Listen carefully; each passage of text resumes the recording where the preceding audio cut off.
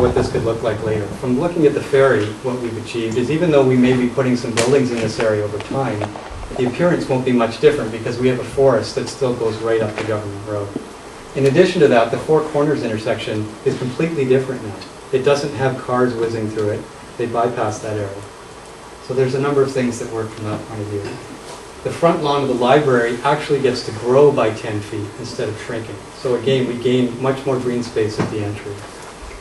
Rondi's parking lot, and Rondi showed me so many plans for that area, I lost track, can actually become buildings and become something that represents more of what the entry to the Cove is probably about. There's more to this, and I'll keep going because there's another slide that shows the marshalling later, but those are the highlights. In conjunction with this, we've allocated a lot of parking in the Cove. This parking is adaptable parking, just like the ferry marshalling is adaptable. And I'll go back to that for one moment. This road, the offloading road, is also intended to be removable. So if we're lucky enough and strong enough as a community to say we will have less cars in the future, we will have less ferry traffic, we will have more on-island activity, jobs, and people, then we might not need this much road network. So this is a removable road. This is an adaptable scheme, and that's why I said there's possibly one or possibly two loading lanes. It accommodates change over time. The parking plan does the same thing. There's a number of opportunities for long-term parking and for park and ride, including this area here within the park. This is an existing cut. I believe the sewer line is under there. So there's an actual swath that a bulldozer has taken years ago into the park. There's an opportunity for 40 cars right there that can quickly walk to the ferry. In addition to that, the commercial sites that I've identified, we're suggesting should include underground parking in them over time. That would have a park and ride component as well. So the parking total is, if you add it all up, is significant. It could be upwards of 300 to 400 cars. But again, that should come back and forth as need demands. This is just a zoom in on that part of the world. So what does Government Road look like? Well, this is looking to the west. So the 2 and 3 story buildings that exist today may be enhanced over time, may grow a little bit, but essentially we're saying that side of the street should stay at 3 stories. The other side of the street, we're saying again should be this step form. In plan, and I'll show you that in a moment, the buildings start at 1 story next to the library, 2 stories, 3. This is an idea from Fritz, which I think was a very good idea, of bringing that scale down in the lower Cove. These are the 2 offloading lanes. These are the existing trees. There would be no significant trees removed in this. There are 2 alders near the heron nesting site that would have to come out. That's it. The building footprint here, as I said, is less imposition than the acoustics plan, and the existing sidewalk is about right here. Oh, not sidewalk, curb edge, sorry. Just a quick slide. How many of you know Nelson? We don't need to show hands, but a lot of you. I was there again this summer, and I'm constantly amazed at what an amazing city it is for the scale of it. It has buildings of 6 stories and 4 and 2, and great historic buildings and newer bad buildings and newer good buildings. But it's been layered over in time in a way that's quite meaningful. It's a great street that pedestrians rule. Cars go down there, but the pedestrians rule. And the businesses engage the street in a very unique way. This is a very successful example of a great street. We have another opportunity to make bowling streets here as well. The adaptable lanes that I was showing you for the exiting of the ferry, we're proposing are about 80% green surface. So that after that rush of cars, there's actually the ability for humans and animals to re-engage it much the way it is today. It would largely be grass. And a streetscape where bikes and people inhabit and take control of it. And this is my homage to David's slide. So we've had a number of objectives. We've shown you the goals. Greenhouse gas reduction primarily amongst them. So I'm going to walk you through the plan at this point. You're probably going to thank God. Sustainability is the first amongst those. We have a pretty compact form already. This is a very sustainable little piece of our island, and something I think that's worth replicating. The pedestrian first environment, I've walked you through that. What does that look like? This is a slide of Government Road. Looking down, there's the ferry at the end of it, and the buildings that exist today. A public, pedestrian-oriented streetscape that engages people at the street edge, a stepping form above that.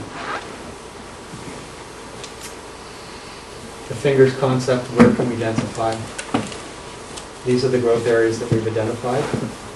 Lot 1 of the surplus lands, Lot 3, a portion of Lot 2, civic facilities, and this area of Dorman Road is an interesting area. Even though it has very bad light, it's very close to the Cove and could be developed as well.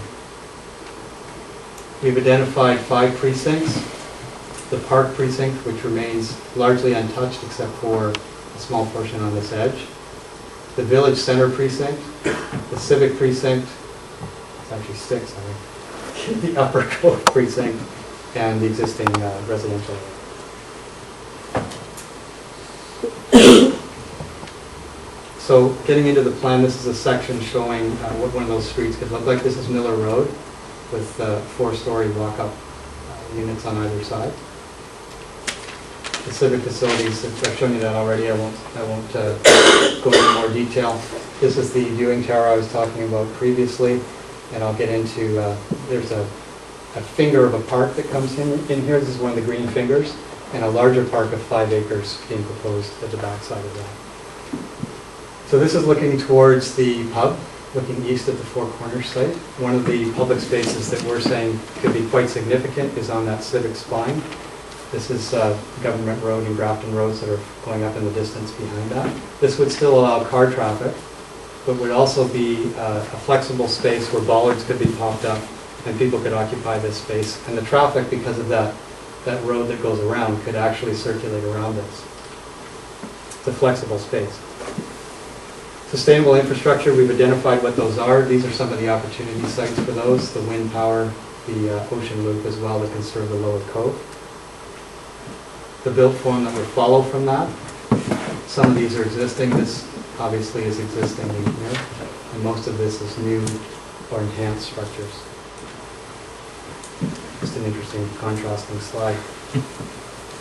The ferry marshalling, which is very important to keep I missed it on the first go-around, but very important to keep in mind that it's an adaptive plan. This plan can adapt to various conditions of ferry traffic, but it has at its core a better street and a better environment. And I'll probably come back to this when you have your questions.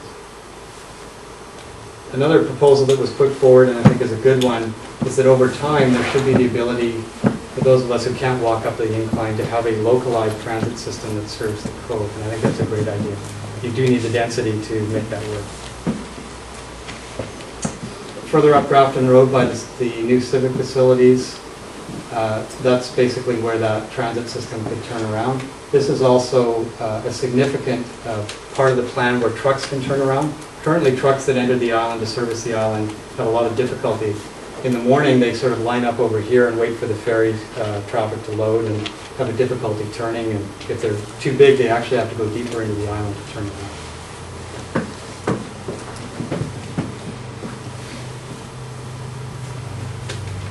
So these are the public spaces that I mentioned before.